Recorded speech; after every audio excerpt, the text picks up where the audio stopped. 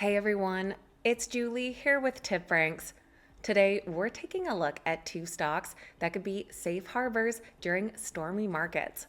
So let's get into it. Alright guys, welcome back. Thank you all so much for being here. The markets are on edge today as investors brace for President Trump's Liberation Day tariff announcements due at 4 p.m. Eastern Time today. We're talking about reciprocal tariffs matching what other countries are slapping on U.S. goods, plus other hefty duties like 25% tariffs on auto imports, all starting tomorrow. The goal is to boost American jobs and wealth. The catch is that economists are warning this could possibly lead to a trade war, and this is leaving markets a little jittery on the uncertainty. So in times like these, it's great to look at a couple defensive stocks, and we've got two for you today that we're going to take a look at what they do, what has been happening with their stock lately, and of course what Wall Street analysts are predicting for the stock's future. Just before we dive into these, this is a reminder that if you enjoyed today's video, make sure you hit that thumbs up button and that you're subscribed to the channel as well. Now let's dive right into these two defensive stocks. First up is a retail giant I'm sure you're all familiar with, Walmart. Trading under the ticker WMT, their stock is currently priced just shy of $90 per share, having climbed 52% in the past year. They are slightly in the red year to date, however, down 0.3%. Walmart is a classic defensive play as they are in the consumer staple game. Think groceries and household goods, the stuff that people have to buy no matter what the economy is doing. With Trump's new tariffs, costs of imported goods will likely rise.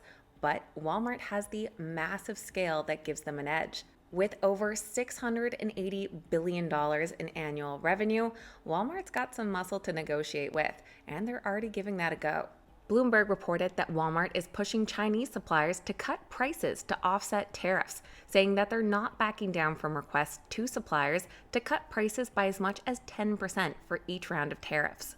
Looking at our TipRanks AI analyst, Walmart does score an outperform.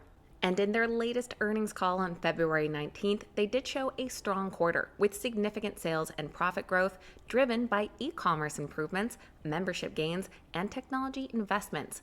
Despite facing some currency headwinds, the company did increase their dividends and announced their phone PE's IPO preparation. In fact, that dividend increased by 13%, which was their largest in over a decade. In mid-March, we did hear from a 5-star analyst at Bank of America who reiterated their buy rating on the Walmart stock. They noted that despite a general decline in consumer sentiment, Walmart has not observed significant changes in consumer spending patterns. This stability is attributed to Walmart's strong value proposition and convenience, which continue to appeal to consumers across various economic conditions. Walmart is adept at managing costs, particularly in the face of tariffs. There are 30 Wall Street analysts that have a current rating on the Walmart stock, and it does come in as a strong buy. That is based on 28 buy ratings and just 2 holds. With an average price target of $111, the implied upside potential would be about 24% from current prices. And looking at those most recent ratings down below, they range from 13.5% upside all the way to over 33% upside. For our second defensive stock, we're taking a look at a giant in the payment processing space, MasterCard. They trade under the ticker MA, currently priced at $548 per share. The stock has climbed over 15% in the past year, in the last 3 months up 5%. MasterCard is a company that is often considered recession resistant. That is because they operate on a transaction-based model where they're earning revenue every single time a transaction is made, and consumers still have to use their cards despite economic conditions. Plus, MasterCard has massive free cash flow. They have a robust ability to generate cash, ensuring liquidity and flexibility. In 2020, they had free cash flow of $7.2 billion, and that has grown to $14.8 billion in 2024.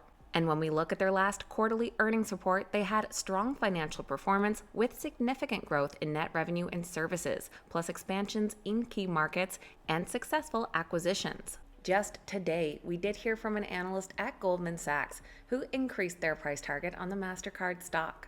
They said that heading into Q1 earnings, financial technology stocks have generally underperformed as the macro picture now appears much cloudier.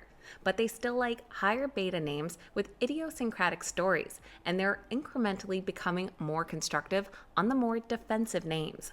And with 27 analysts weighing in on the MasterCard stock, it also comes in as a strong buy with 25 buy ratings and 2 holds. The average price target comes in at $630, implying an upside potential of about 15%. Looking at those recent price targets down below, they range from an upside of 5% on the low end to nearly 25% on the high end. So that is a quick look at 2 strong buy defensive stocks. Let me know your thoughts on these companies, but also how you think the markets are going to react to President Trump's Liberation Day announcements later today. I know all eyes will be seeing what the markets do, so let me know if you're sitting on the sidelines waiting for some opportunities or where you're going to be looking for your next stock. I always love hearing from you guys. Of course, please keep in mind these videos are never a suggestion to buy or sell any specific stock, so make sure you're always doing your own research and due diligence. Thank you guys so much for watching. Have a lovely day, and I'll see you back here next time.